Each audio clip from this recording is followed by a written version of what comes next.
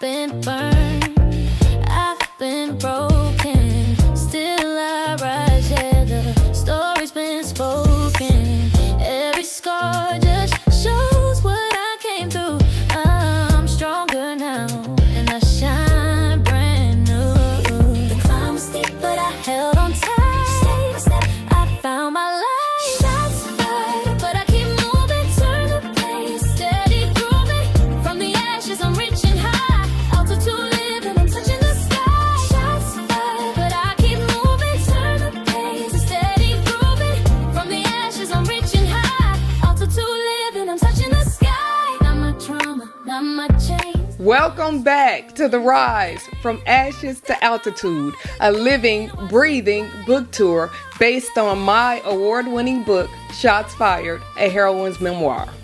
I'm your host, Tracy Lance, and through intimate conversations, behind-the-scenes storytelling, and powerful guest voices, we explore what it really means to rise from trauma, reclaim resilience, and turn wounds into wisdom.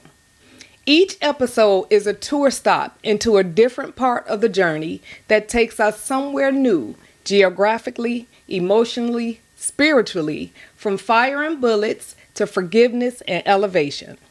Our mission is to create a space where vulnerability is honored, healing is possible, and every listener is reminded your story carries strength, your voice carries truth, and your scars are no longer wounds.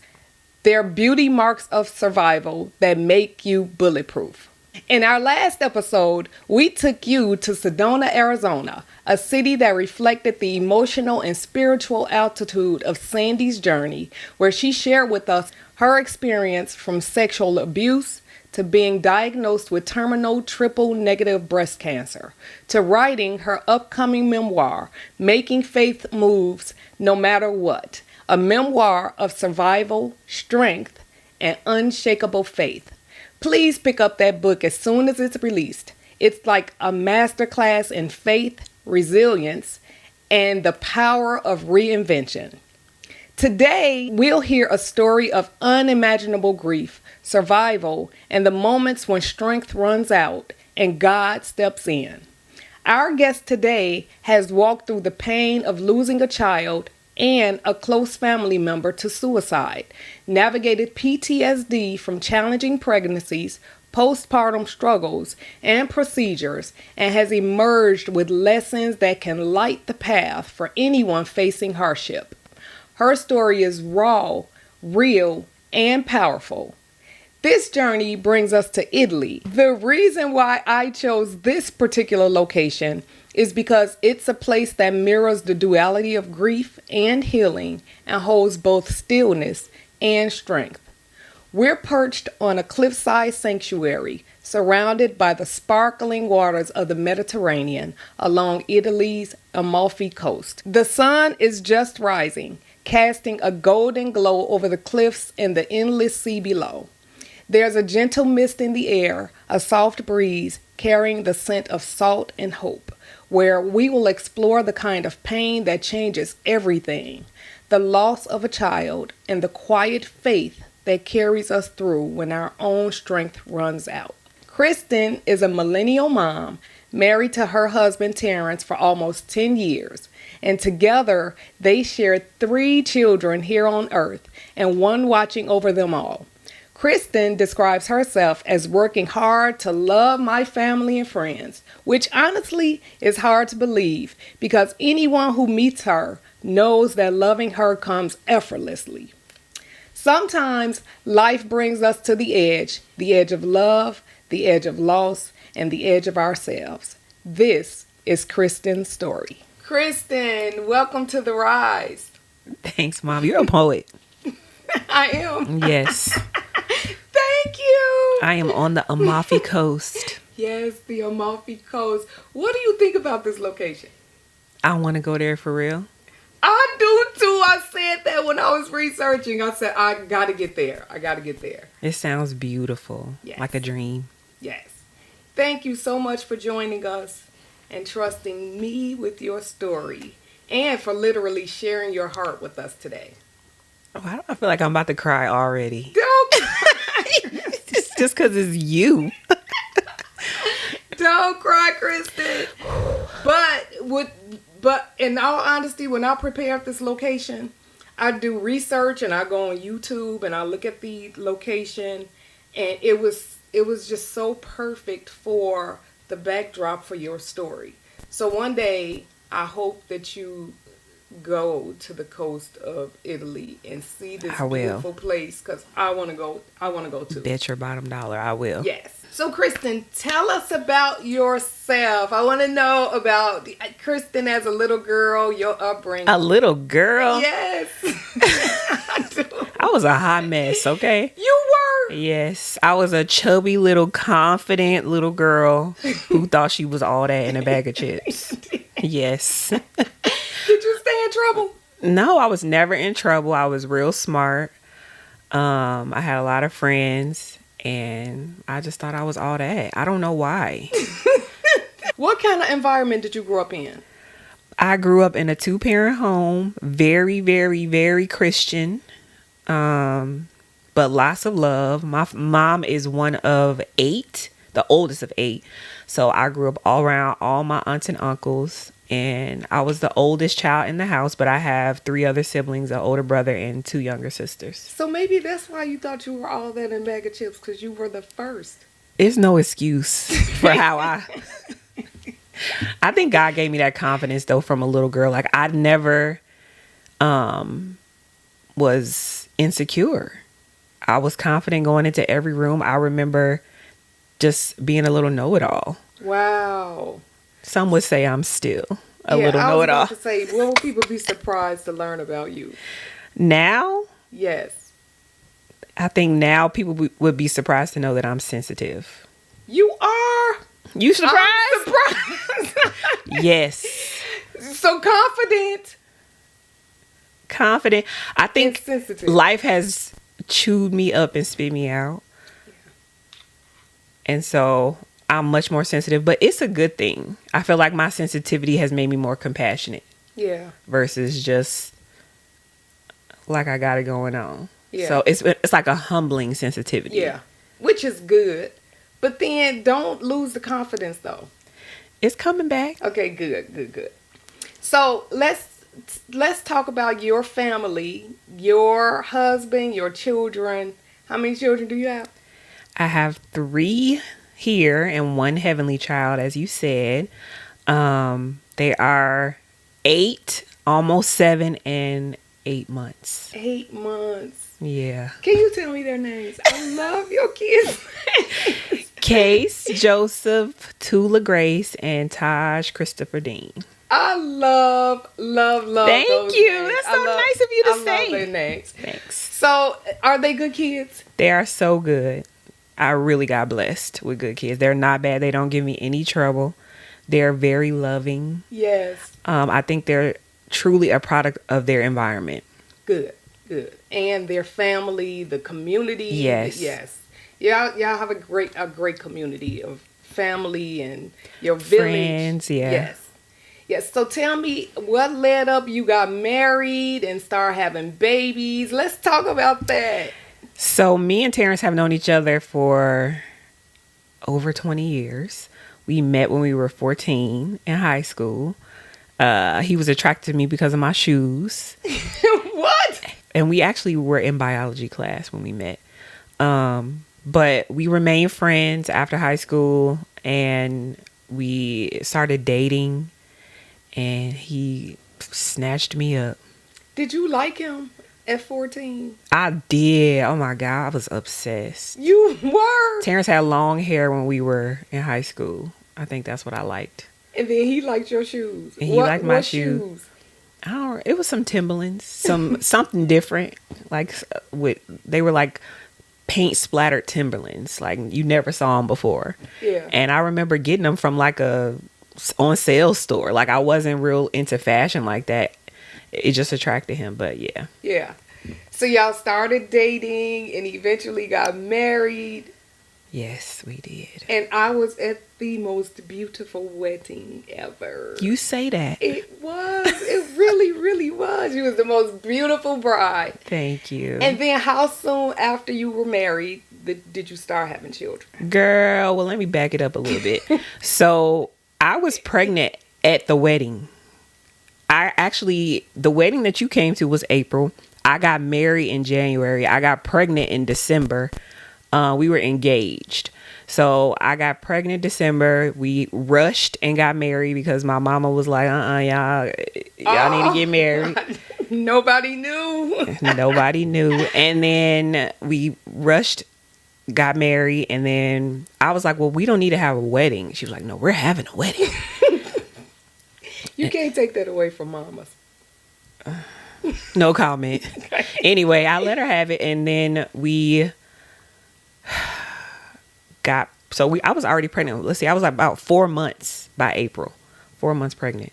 Wow. With my first, yes. Did I know that? I don't think I knew that. No. Did Marcy tell my business? I don't know. So tell us about that pregnancy. Well, initially, I honestly thought I was going to have a miscarriage because I had started spotting. It was my very first time getting pregnant. I was terrified that I had gotten pregnant just because of my family and how much pressure they put on you to do things a certain way. Yep. And I was like the first, so I'm like the oldest grandchild, oldest daughter, oldest niece. And so everybody's watching. And then I have like a community of just younger girls who are watching as well. And so I ended up getting pregnant. And when I told my parents, they were so disappointed and they made it known. And so I felt the stress of everything, and I think my body began to react. So I started spotting, and then I remember I was by myself in the bathroom, and I was like, Lord, just let this baby live. Like, don't punish the baby for my stress or for what's going on around me. Just let the baby live. Just let this baby grow in my body. And I remember praying that prayer. Went to the doctor. They found a little tiny heartbeat at 6 weeks. And so after that, I'm like, okay. Then we got married. Then all of that happened. The next appointment that I had was the 20-week appointment. Okay. At that 20-week appointment, it was awful. The ultrasound tech was scowling the whole time. She did the appointment and looking confused. And so me and Terrence are thinking, we just coming to find out the gender of our child. Whereas we didn't know that the lady would find issues with his buildup, with his arms, with his spine, with his heart. And so they were finding all of these issues that would potentially need surgery once he was born. Okay. Then I went in for a bunch of genetic tests. And so after that 20-week visit, things kind of went dark. I remember just feeling like I was in a daze and like just kind of floating. I also felt like it was my fault. Like I got punished because I got pregnant before I got married, and all things that I know now are incorrect. But during that time, I was really it was a really difficult time. It was a tumultuous time, and I couldn't comfort Terrence. I couldn't comfort myself. And I just kept it pushing. So how did they tell you? They just explained all of these things that were going on. So the lady was like, I have to go get the doctor after like 40 minutes of scanning. And so he came in, and then the doctor started telling me everything. And I was like, well, are you going to let me know the gender? I remember with tears in my eyes saying, can you let me know the gender? Right. And they were like, oh, it's a boy. And I was like, okay. It just was not a good experience overall. Right. Like the lady was terrible. The doctor was terrible. It was like they were so devastated and they didn't see any hope ahead. Right. Which translated yes. that. And that's what you saw in their expressions and what they were saying. It was terrible. So leaving there, you left there thinking, what are you thinking? I felt kind of crazy. Like I was again blaming myself, thinking about potentially having a child that had disabilities, and just scared, very, very scared. Right. So what transpired after that? What took place? You and Terrence are having these discussions. What are we going to do? How do we prepare for this? Well, I feel like family and friends really rallied around me during that time. They really, my community is very much so one of faith. Yep. So everybody was praying. Everybody was like believing. All of my friends were giving me encouraging words. Everybody treated his life as if it was extremely important and special. Mm-hmm. Nobody acted different, even though they knew that there were some things that was potentially wrong. And so I went on, and I truly believe that like that prayers were answered. Yes. During that time, because people were praying for him. Some of the things they found at the 20-week ultrasound weren't found when he was born, and weren't found like in later ultrasounds. Heart issues, lung issues, spinal issues. Like some of the stuff was there, but for the most part, a lot of the stuff I feel like he was still being healed in my body. And I feel like along the way, God was just answering prayers and keeping me. Yes. So I knew he might have some issues when he was born, but I still was full of faith that it might be okay, or this is just the journey that God is taking us on. And I also truly believe that he would continue to be healed. So yeah, I had crazy faith during that time, but also I was scared and sad. Yes. And it was a lonely feeling, because I feel like you don't want to constantly express like, I'm scared. Mm-hmm. One prayer I privately prayed, and I shared this on one other platform that probably didn't get that many views.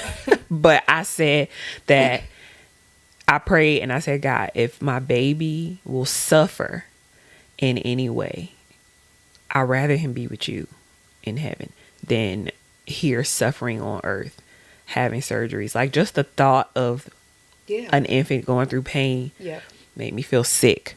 So what was it like going to doctor's appointments after that? After the 20 weeks, you had to keep going for your checkups. It was terrible. So did you continue to get bad news? No, it was more like diagnostic stuff. And like I had like a little glimmer of hope each time I would go to the doctor, but it took me a while to find a good group. And finally I ended up with Northwestern maternal fetal medicine group. So you changed doctors? Like 3 times. Did you? These doctors was terrible. This one doctor told me, why would they give me your case? Like, that's what she said to me in my appointment. Wow. I was like, why would they give you my case? I was like, this isn't happening to you. I was so pissed. Yes. And this isn't a case. This is a human being. Girl, I left and never came back to that appointment. So you finally found you got to the 3rd doctor after changing. Yeah. And then Northwestern is just excellent. Like their maternal fetal medicine group really took care of me. They made me feel normal. They normalized what was happening. They explained it in a way of facts versus like scared. So that was helpful. Yeah. So you go from this story starting out joyful, you hear a heartbeat, you find out you're having a son, you are naming or thinking about naming him and coming up with just plans for his future, his life. And then life changed. This whole rhythm of going through thinking I'm going to have even if he was disabled or whatever was wrong, you were still willing to step in. I'm doing whatever I'm going to have to do to take care of my son. It is what it is, and he's our child. So then when you learned about no heartbeat, take us through that. So on the day before my baby shower, okay, I wasn't feeling him move. 2 days before my baby shower, I wasn't feeling him move late at night because he was a really still very active baby, like moving around. And I'm like, Terrence, he's not moving a lot. You were how far along at this point? 9 months, 36 weeks. I was like, he's not moving a lot. And I was like, oh, maybe he's just sleepy. And so I would just like move my belly. Still nothing, still nothing. It was real late at night. So I'm like, okay, well, in the morning, maybe he's asleep. In the morning, if I still feel concerned, I'll go get checked. And so I remember that morning I went to my Auntie Rachel's house. And because I knew she had like a home Doppler to check heartbeat. So just randomly, because she got 7 kids. Okay. She didn't have 7 at the time, but she was just very into pregnancy and all that. So I went there and I was like, can you try to see if you see a heartbeat? Because I don't feel the baby moving. And so she searched and searched and searched. And then she found heartbeat. But I was like, Auntie Rachel, I think that's my heartbeat. She was like, no, I think this is the baby's heartbeat. Like trying to still stay hopeful. I'm like, I don't think that's his heartbeat. I was like, we're going to go to the doctor. Went to the doctor. They got us in really quick because they already knew my situation. We went to Northwestern. The lady, I remember, never forget, she confirmed. She was like, there's no heart rhythm. There's no blood flow. And I think after she said that, you know how you just be hearing like, wah, wah, wah, wah. That's how it got. Like that screeching sound that you hear in your ear, like when the sound is drowning out, like that's what I started to hear. And instantly Terrence just went into action. Like he called his mom, called my parents. My parents were actually on the road. And my daddy was crying so hard. Like my daddy is not a crier, but they turned around, they started heading my way, called my sisters. Like then all of the community rallied around.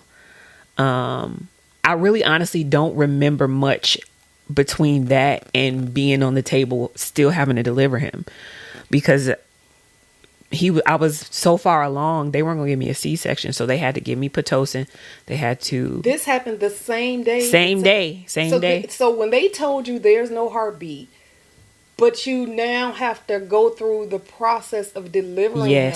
Yes. This all happened in a matter of over a couple of hours. Yep. So mom and dad on the way, Terrence's parents are on the way. In the meantime, you're thinking it's so surreal for you. You're still not even processing what's going on. I feel like God had me in a bubble, because I was not acting human. I was just doing the stuff that they said to do. I still hadn't cried yet. I was just doing everything. They were like, okay, you need to get gowned. You need to move to this room. You need to get on the Pitocin drip. I still had to get an epidural so I would feel no pain. And I'm pretty sure they put some drugs in that epidural that made me high. Because after the epidural, I felt high. So either it was Jesus or it was drugs. Yeah. One of the two.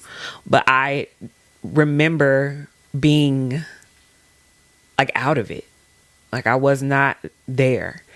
And so hours passed. A lot was going on outside, but again, I was like just out of it. Yeah. Finally it was time to push. They were like, it's gonna feel like a bowling ball in your pelvis when it's time to push.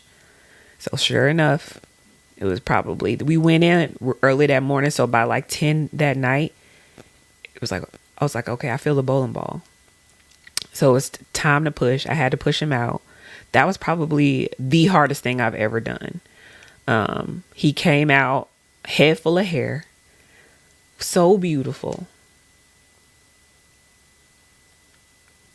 So beautiful. And so perfect looking.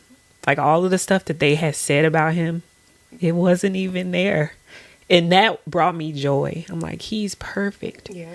And so we held him and we spent hours and hours and hours with him.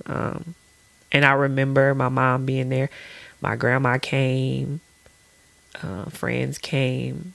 And I was just still kind of in a daze. It wasn't until like the dust settled and everybody left, and then it was just me and Terrence, that I was able to break down. Yeah.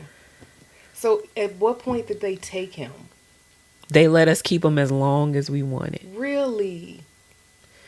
And I honestly wanted him to go quicker than Terrence. Terrence was like, we had him a long time. But I just didn't want him sitting there dead. Yeah. And did you name him at this point? Yes. He was named before. He was a junior, Terrence Patrick Dean Jr., TJ, as we affectionately called him.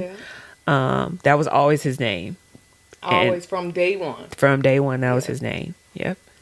So you told me your favorite scripture, or I asked for a favorite quote or motto, and you said your biblical scripture from the book of Exodus 14:14. God himself will fight for you. You need only to stay calm. Yeah. How did you lean on this scripture and remain calm? I didn't, girl. Period. That was later on in life. So this became your favorite after that. That became my favorite later. I think God was doing that, but I wasn't leaning on any scriptures. I was, I feel like that bubble that God had me in, he kept me in it for months. And so even though I had my breakdowns, I was like, it was like, almost like if you could imagine sharp objects coming towards you, but there's like this rubber bubble. Yeah. And then it's not like penetrating. Right. Like, and you can feel the pressure of it, but it's not poking you. Right. And so I felt protected. And I definitely know that was supernatural. Mm-hmm. Because it would drive anybody insane. And I have to also give Terrence his credit. He was so caring, so gentle, so patient. He even ignored a lot of his own pain. Yeah. Which I'll always cherish that time. He carried me through. Yeah. So you think it strengthened y'all's bond in your relationship after that happened? Yeah, it kept us together. I always called TJ our hero, baby, because, first year of marriage be trash. Yeah. So we went through some things, but I feel like that bonded us in a way. And maybe it still keeps us together today, now that you say that. Like, going through trauma with somebody and the way that you handle and go through the trauma, it can bond you for life. Tell me, like, from the time you left the hospital together and got home, you had a baby shower. So you had baby items. You probably... No, I didn't have the baby shower. Oh, okay. So I feel like that was God's kindness. This happened the day before. Okay. This happened a couple days before. And so the baby shower never happened, because I probably would have went psycho if I was seeing baby stuff. I'm thinking you get home and you have all of these gifts But you just reminded me, we still had not the baby shower, but I wanted everybody to come. Like my family and friends, I was like, everybody come and just pray over me. And so me and Terrence came, and I wasn't pregnant anymore, and there was no baby. But my whole family came, and they just sang songs over me and prayed. These are tears of joy. Yeah. Like, I've had my sad tears, but like reflecting on this, having a community is such a gift. Yes. I remember getting hugs from my little cousins, and from them being so loving and understanding and gentle and patient, and everybody rallying around. Mm-hmm. Marcy was my bodyguard. She was like for my friends, like my friends they know me. So like everything they wanted to ask, they asked her. Yeah. She was like the little filter to block anything silly. But even that, my friends thinking like, let me text Marcy instead of texting Kristen, because I don't want to bother her. That's love. Like that's them showing me love, because they know my personality. And she did have insight to be able to tell them that I was good or I was not good, or it was a good day to reach out or it wasn't a good day to reach out. Yeah. I love that you can still find joy and happiness even through that pain. Now I can. Yes. But so what changed that? I think the gift that I have in my other children. I know that the mom I am today, again, tears of joy, is because of the loss. Mm-hmm. It's like when you lose something that big, you don't F around with the responsibility of being a mother.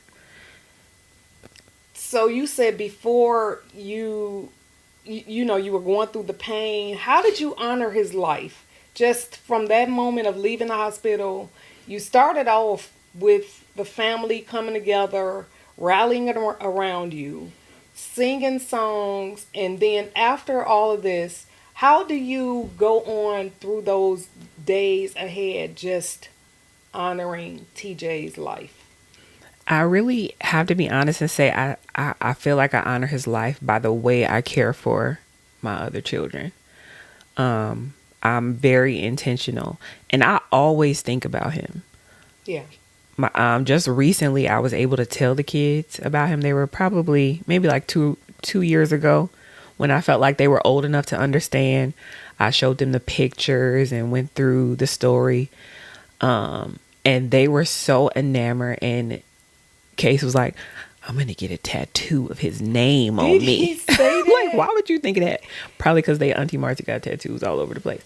But Wait, talk about how soon after TJ did you get pregnant with your girl, a month.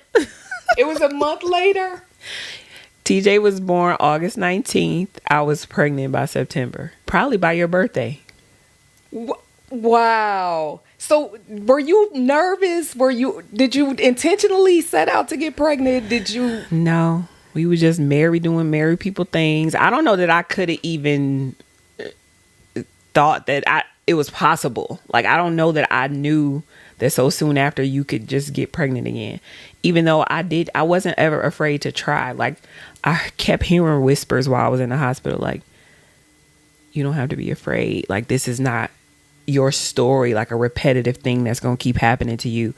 This is just a chapter. Like, I heard those whispers, and I know that was God. Mm-hmm. And so I wasn't afraid to have more kids. But when I did get pregnant, I was afraid while I was pregnant. Yes. It was a faith walk. Yes. Yeah, I can't even imagine. So that's your most fertile after you give. No, I did not. Let me tell you how. Now I know. 'Cause my first two children are born 10 in the months same apart. year. Barely. I went for my 6-week checkup after I gave birth to Marcy. Yeah. It was 2 weeks. Your kids pregnant. be the same age at the same time. Yes, they do. Yes, so you are the most fertile. So talk to me, like, when you found out you were pregnant, were you shocked? You happy? Excited? I was happy. I was scared. I was weird. That was also around a time where it was a lot of loss. Like, your mom passed away that same year, and then very close family friends passed away randomly, young women. And it was just like a lot of things happening. And then TJ had just happened in August. So Right. While all this stuff is happening, I'm pregnant, and I didn't know what to do or feel. I was scared to tell anybody that I was close to, because I just didn't want them to make a big deal out of it. Mm-hmm. And I didn't know if it was gonna last. It was just a weird time. Yes. So going to the doctor's offices, getting your sonograms, and hearing the doctor's reports, were you on edge? I was probably unbearable in those appointments, but I feel like it made me advocate for myself. Yeah. In a different way that I wouldn't have before. So I really do feel like that experience was a gift in so many ways. It grew me up. It made me smarter. It made me more compassionate. Made me a better mom. So yeah, I appreciate it. And that 20-week appointment. Yes. I told that girl, I was like, if something wrong, you need to let me know immediately. Like, don't be scowling at me. I told her about my whole experience.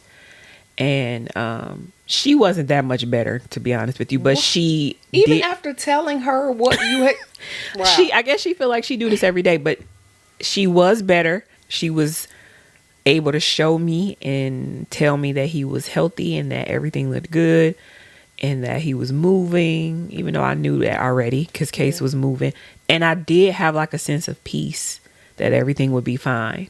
So good. So, as we know, grief looks different for everybody. Even in the process of you grieving after TJ and during pregnancy, what was the process like? Like, was there PTSD going on? Were you like aware I'm pregnant, I'm having this baby, but I'm still grieving. I'm happy, but I'm sad, and I'm sad and I'm happy. What was that like? Everything you just said. Happy, sad, scared, protective. I was very protective of my feelings. I remember being easily triggered when certain people would say certain things. Like, I was very careful about the words people use when they would describe him. Case I'm talking about. And I was just probably just hard to be around, hard to comfort. But yeah, I do feel like I kept a lot of what I was feeling to myself, or at least I tried to. I would even see other people pregnant, and like, if we pregnant at the same time, be scared that my baby was going to not live and theirs would. Yeah. I mean, I went through that type of thing. But again, I had a faith that wasn't going to happen again, and that I was going to get to hold my baby. I just wanted to hold my baby. Yes. And tell us what that was like when he was born. That was very surreal. This time it was different because I had to have a C-section. And looking at his face, I just couldn't believe how beautiful he was. Yep. I could not believe it. And it was the best feeling, such a feeling of relief. I just wanted him in my arms, and I did not want to let him go. Like, even for them cleaning him up, and I had to go in recovery. They took him, and I'm like, I want my baby. Yes. I just kept dozing in and out like, I want my baby. Yes, very overprotective. Very overprotective. Yes. And are you still now very overprotective? Yes. I'm just going to go ahead and say yes, and I try to clean it up. I'm very just careful about them. Every decision that I make not like quick. I've thought about it. I've prayed about it. I'm just wanting to be intentional, I think is the word, with all the decisions I make that could potentially affect them. And I know that that's a result of trauma. Mm-hmm. And I feel like sometimes good stuff can come out of trauma. It don't always have to be terrible. God works everything out for our good. And Case and Tula and Taj needed the mom that they have. Yes. Because of TJ. And so, yeah. So you told us what Case said when you told him about TJ. What did Tula say? Tula, well, once she cried. Did she? Tula is such an empath. She's like, wait, mommy, so your baby, he died? He's in heaven? My brother? So he would have been my big brother? Older than Case? Like, she just has so many questions. Both of them did. But they still talk about him as if he's here. Yeah. Like, when we talk about the family, they'll like, or we do something, like, they were like, yeah, and if TJ was here, we would need 6 seats, not just 5 seats. Like, they include him in everything. What made you tell them? I don't remember why I told them. I feel like it was just right. Oh, I do know what made me tell them. That's a good segue. I got pregnant and I had a miscarriage. Maybe like a couple months. And I had told them about it. And they were so excited, like, oh my God, mommy. Then I had a miscarriage and I'm like, oh, now I gotta tell them that I had a miscarriage. It was very early on, very different experience. Still awful. Yes. But I feel like I was prepared to deal with it more. But once I told them about that baby, it just kind of opened up the door for me to tell them about their older brother. Yes. And so they call that baby Baby Dean. Oh, They named the baby. They did. Oh my goodness. So you even carried those same fears when you were pregnant the second time into your consecutive pregnancies? Not with Tula. After Case came, I was all right. Yeah. I had a little bit of fear, but I was more just tired because I was pregnant with a toddler. So it went by so fast, I didn't even have time to be scared. Yeah. But no, I feel like after Case came, I feel like God kept his promise and that he would continue. And all my pregnancies were a surprise. Like, I was just shocked every time. Like, what? Yes, it wasn't like, oh yeah, let's plan to get pregnant. It was never that. Not with any of them. Yeah. Matter of fact, it just happened. They came. So what are some ways that you all are come together now? I guess to remember TJ, are you putting an extra seat at the table? No, we don't do anything dramatic. I feel like he's just a part of our everyday life. Yeah. It's not like we have to like go all out. Like on his birthday this year, it was very chill. Marcy and Charlie brought flowers, blue flowers, to represent his life, unannounced, which she always does stuff like that. And I feel like other people have honored him more grand than I have, and I know that I will. The one thing I can say that we've done is we created an award when we did Destiny Dance Company, and we named it the TJ Award. Every life has a purpose, and so his purpose was to be the award to give the dancers after having a very dedicated year, after they made their imprint on Destiny Dance Company. I know you were doing runs for years for him, and it was like a movement after, like, everybody had I Love TJ as their profile picture. Like I said, my community rallied around me, and I feel like I don't feel like he's forgotten. And so maybe that's why I haven't felt like I have to do anything so huge. And I feel like when the time comes, it'll come to me, or it might come through my kids. Like, they might have an idea of something that they want to do, but I'm not forcing anything. Like, I don't have to do that to feel like that was my child, and I'm not forgetting him. I'm not gonna forget him. Yeah, it sounds like Case is getting that tattoo. Yeah, I couldn't believe he said that. Okay, get it, boy. But I bet you he'll do it. Oh, he will. I'm sure he will. So you experienced that traumatic loss, and then you going on through life, and then an added layer to that, you experienced another huge loss. You want to tell us about that? Yeah, I'll keep it brief, because this one is still feels very fresh. Yes. As I mentioned, my family is very close. So all my cousins, I'm the oldest of like 30 cousins, and we are all more like siblings. And so there's a whole bunch of girls, and like the boys is like a smaller group. And so one of my younger male cousins, his name was John. We affectionately call him John Boy. Lost his life to suicide, and he was 18. He had just turned 18, and this was in 2021. I feel like that took the wind out of me. Yes. But what it does, I feel like grief is familiar. So everything that comes with grief, it all comes rushing back to you. Obviously, this impacted me in a different way. I'm not going to say more or less, but because I held him, I babysat him. Was he the first boy cousin? No, he wasn't the first. He was the second boy cousin. But we're just even still to this day, we're very, very close, and more so like siblings. And so that happening takes a toll. The way it happened takes a toll. You get guilt. But one thing I have learned through my grief is that grief is not just sadness. Grief is also laughter. Grief is also memories. Grief is music. Grief is a gift in itself, because it represents a deep love. And so that has been what has helped me. He had a very, very, very significant laugh.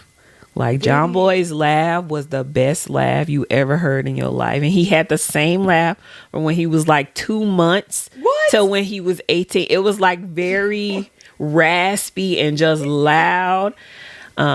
He was so full of personality and so full of life. And I know this is only the beginning of what we see that his life will bring. But that was a different type of pain. Yeah. And how did that reshape what you know about just life, about mental health? I think I'm still discovering that. I don't know that I have an answer for that just yet. Yeah. So, Kristen, as time passes, grief changes its shape. but it never truly leaves. When you have to learn to live with it differently, as it changes its shape. What does that look like for you, and what does peace even look like for you now? I think it's knowing the goodness of God. Like, when you grieve, you get to know God as a comforter. You get to know him more intimately, and you can trust and believe that the things people say about him are true because you've experienced it firsthand. I think it also prepares you for other things. Like, I can't go without mentioning like grief and not mention like what just recently happened with my best friend. And so I feel like what happened with her, everything that I had been through prepared me for the moment to be there for her and to be a calm, cool, collected presence in the midst of everything that was going on. Yes. And it also gave me a deep, deep faith that everything was going to be okay. So can you tell us a little bit of what you're talking about? Your daughter, my best friend, who we've known each other for all of Avery's life. Avery actually brought us together. Wow.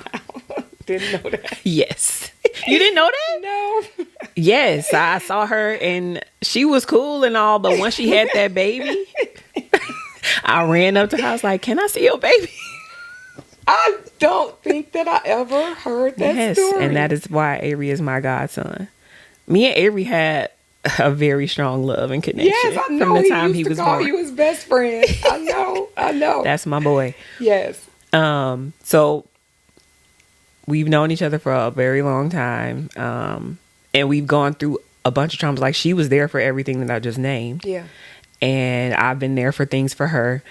And this last year, she got diagnosed with triple negative breast cancer. Stage 3C. Even though they tried to say it was 4, yeah, and it wasn't. It was 3C. Right. Yeah. And so that had a huge impact on me. And grief isn't always after death. Sometimes grief is of life as you know it. Yes. The change. Things are going to be completely different. And how things are so different now.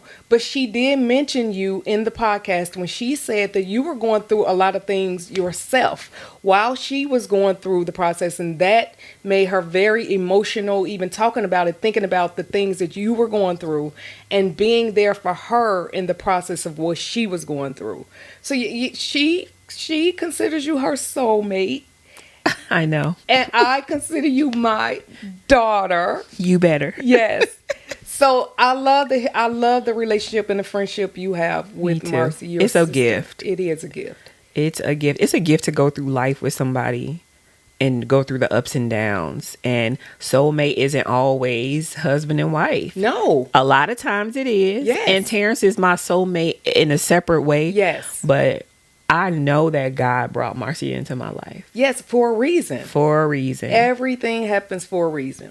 So you shared a powerful lesson learned with me, that our strength will always run out, and that's when God does his best work through us. I love that so much. I want to know if you could share a moment where that came true for you. So many moments, but I want to share this moment, the current moment that I'm in, like, just to give honor to the space that I'm in right now. I do a lot, which I can't even talk about everything because this is public, but let's just say I wear a lot of hats and I do a lot of things, and it could be very lonely. And I just want to draw a parallel because this is about your book, and I did read it. It was a very good book and very funny. I told you that. Yeah, and very just honest and dirty and good and clean, and I just loved everything about it. But one of the parts that really resonate with me even right now is your second climb up the mountain. Yeah.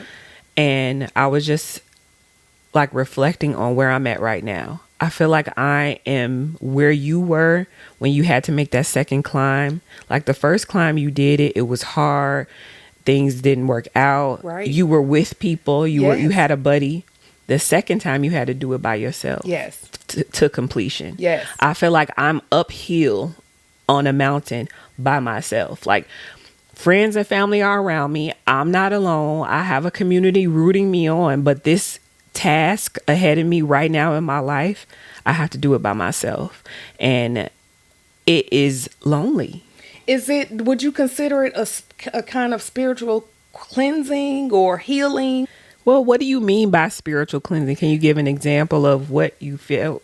Yeah, so when I went up the second time, I felt like the second time was God telling me, no, I wanted you to take this journey alone.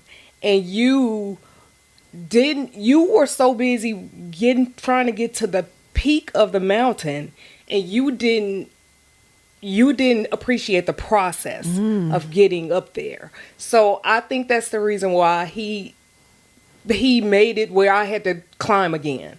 So the second climb for me, I appreciated it much more. I got the message that I was supposed to get as I was climbing the mountain. Whoa. So I felt like I was more spiritually cleansed the second time around going up the mountain, which is why I was successful then. And that was the idea of me having to do it a second time. So what is that second climb alone for you like? That's actually a very good explanation. And I will say yes then, if you're explaining it like that, because you think that things are going to be one way, and you even have a community of people around you. Yes. Like, you're not alone. But it's like some things, like you said, God just wants you to see with no distractions. Yes. Like, I need you to know this and this and this, and I need you to go through this process and trust this process. And that's more important to him than us reaching the top. That's right. And so, yes, I would say that. And I'm still learning it. I have not arrived in any kind of way. Yeah. But I do think that I can see the point. Yeah. So I'm glad you're going through that process, because I think everybody at some point in their lives, in our lives, need to go through that journey alone. And you get to know yourself so much better. You get to just have a different appreciation for you just as a person, as a human being. But going back to that motto that you said, God does his best work through us. That's now my new mantra for the show, because I love that so much, and I'm going to adopt it, and you're going to let me have it, right? Yes. But that's now the heartbeat of the show, that even when life feels unbearable, there is divine strength in surrender. Yeah. And that's another thing, having to surrender. That was the hardest part for me. That's the hardest part for me in everything I do. The mountain climb, just surrendering, giving it over to God and letting him handle it. And knowing that things are going to come out right on the other side. It's so hard to give up that trust and surrender. But when you do, life is just a life-changing moment. So just as we sit here and our setting is overlooking the Mediterranean and it's peaceful, your journey just reminds us that, you know, we can still find laughter. We can still find beauty. Yes. We can still find joy and pain and grief and sorrow. If there are other people out there going through what you've experienced, what are some of the things you would want them to know? I think separately, I want to say, for women who have gone through loss or who might be experiencing loss through stillbirth or miscarriage, your feelings matter and are valid, and don't let anybody rush your grieving process. And that's it. I feel like it's very hard for the people around us sometimes to want us to feel better so fast that they put that pressure on you to hurry up, or like they try to make comments that make you feel better or make them feel better. because they want to see you smile and feel better. And it's just like, sometimes we suffer. Yeah. Long suffering is a fruit of the spirit. God put it in there because sometimes it's just, there's a time for everything. Yeah. And don't despise it. Yeah. But also don't stay there. Yeah. I just think it makes people feel more comfortable when they feel like you're not grieving. It does. It's a common thing between all of us. We all go through periods of grief. And when people know, sometimes even tears or you crying make people feel uncomfortable. But I love that you are so vulnerable and transparent, and you allow your grief to come through whenever it's time, whenever that time is. And you don't suppress it, you don't hide it, and you don't allow anybody to make you rush through that process. It may not ever go away. I don't think it does. Yeah. And I think it took years to get comfortable with my sadness and to know this is not forever. Like, so grief can be new to people. Right. And it's not everybody, you just don't know what to do. And based off of what you're made of will determine how you react. But it's something to be learned. Just like when you a baby and you don't know nothing till versus when you're an adult.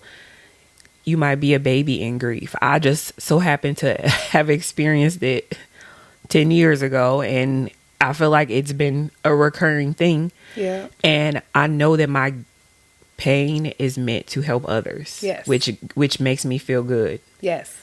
And I know that it's going to help a lot of people when they look at this podcast and listen to your words and hear how your story reminds us that our hearts can still hold on to love even when we've lost so much. When life takes what we hold most dear, like your dear TJ, God's presence meets us in that stillness. Yes. And it's always going to be something that you're going to hold on to forever. And God protects you as he protected you going through that process. Yeah. The way that you described the bubble and the piercing and you feeling the pressure of that but it wasn't, something that was so unbearable for you. You still felt it and it was still pressure, but you were still being protected through that process. Your faith is everything. It gives me strength. And I now have something to watch and look at when my faith is tested and to go back. Don't watch this too many times. Yes. It's too sad. But you made a point to say, these are not sad tears. These are just, and that's a reminder. It's reflective tears. Yes. It's tears of remembering. Yes. And it's no sting. You know what I mean? Yes. And I think that's when you let grief do what it's supposed to do. You can reflect and cry and even feel sad, but also you can be happy about the experience. Yes. And sing. And have laughter. And sing. Yeah, like your family rallied around you and sing. You want me to sing? You can sing. No, I'll refrain. I want you to keep your listeners. So, as we close, I want to ask you, when you think about everything you've endured, all that you've gone through, all that you've learned in the process, what's the message that you hope listeners take away today? I think the one that I said, which is when you allow yourself to be weak and surrender, that's when God's strength can step in. When you stop self-protecting, God can protect you. Yes. We are not that good. No. We need God. Yes. And when we release the idea that us controlling things and trying to do things our way is going to be the best way, that's when the beauty can start happening. That's when the freedom sets in. Yes. That's when you can move differently. And even when you feel free to share, like if I was still feeling protective, like I might not ever share my story. Right. I don't think so. I think that now you're at a point where you realize that pain could turn into purpose and help other people. I hope so. If it has to. Yes, it has to. And it will. I know it will. So I've watched you over the years, and you've had a couple of podcasts.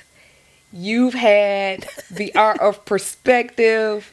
You've had things going on, and you've been translating your pain into purpose in beautiful ways. Thanks, Can you talk Mom. about those? That was so nice of you to say. I want to know about this. What's coming up for you? What are you doing?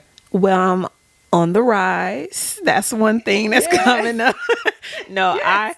I have a true love for transparency and expressing, like you said, your story and bringing purpose to the things that we've gone through. Yes. I have a love for podcasting and hosting and speaking because I feel like you just get the opportunity to reach the masses at their own time. Like, podcasting is special because it's so intimate. Like, we're doing this, there's no audience here, but the audience is broad. But when Yes. they listen, they're just listening by themselves most of the time. And Yeah. like, they're able to pause and reflect, write things down, and Yes. take quotes, take words to live by. And I just feel like it's such a beautiful art form that I think people are getting into, but like, I feel like that does not deter me from wanting to continue to pursue it. And the art of perspective was my life coaching business. So during COVID, I invested in myself to be a life coach, to help people one-on-one.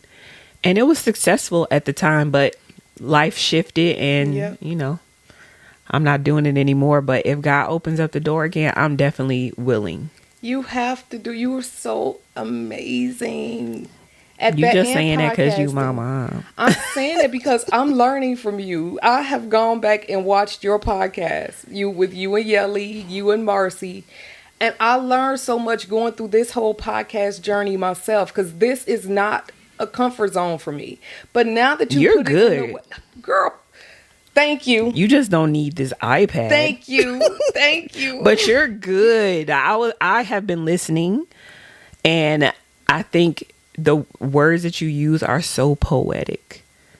Like, you are very intentional with the questions, with the introductions, and I feel like when you put effort and time into something, it reflects. And Yeah. so I'm excited for the success, and I hope you get more comfortable and start to trust yourself I more. hope so too. And the way you just put it with podcasting and reaching the masses, and just, there's not an audience, it's just us talking. Maybe with a different perspective, I can become more and more comfortable with this podcasting, and maybe eventually you will see the iPad gone away. But Because all that stuff that's on there is already, that's in your head. That's you. thank you. But I need this. This Fine, is I'm gonna not guide just me. have it So, then. going back to my The next notes, thing on the list. because it is a gift to be able to podcast and reach the masses of people with your message and Yeah. your words and your perspective. And I'm not just saying that because I love you so, so much. I'm saying it because it's true. Because if it Thanks. weren't, I would not tell you that. Thank you. Kristen, your story reminds us that grief doesn't define us. PTSD doesn't diminish our spirit, and the moments when our strength runs out can become the very moments of divine intervention. Your journey reminds us that grief doesn't erase love, it deepens it. Your story doesn't just survive, it elevates. It takes us on this whole rise that's so fitting for this show. So thank you for your grace, your courage, and your willingness to let us sit with you in your heartbreak and in your healing. Thank you so much for having me. I wouldn't have wanted to do this with anybody else. I love you. I love you. I appreciate you so much. Mwah. To every mother, father, or soul listening who has loved and lost a child, a dream, or a piece of themselves, may you find comfort in knowing that even in the silence, love still speaks. Your love still lives, and your heart can still rise. Kristen's story teaches us that grief and grace can live in the same breath. That loss does not mean the end of love. Until next time, remember The love we carry for those we've lost is eternal, and our memories are sacred. And hope will always rise with the tide. Even when our strength runs out, God is doing his best work, and we will rise again. Remember, the journey to healing isn't a straight climb, but every step forward matters. So wherever you are on your journey, feel it, face it, trust that something greater is always waiting on the other side. Thank you for always giving yourself the gift of exploring what it really means to survive, to heal, and to rise. Let's take this journey, keep traveling, and rise together. Turn the struggle into gains. Every step I rise again. Watch me fly.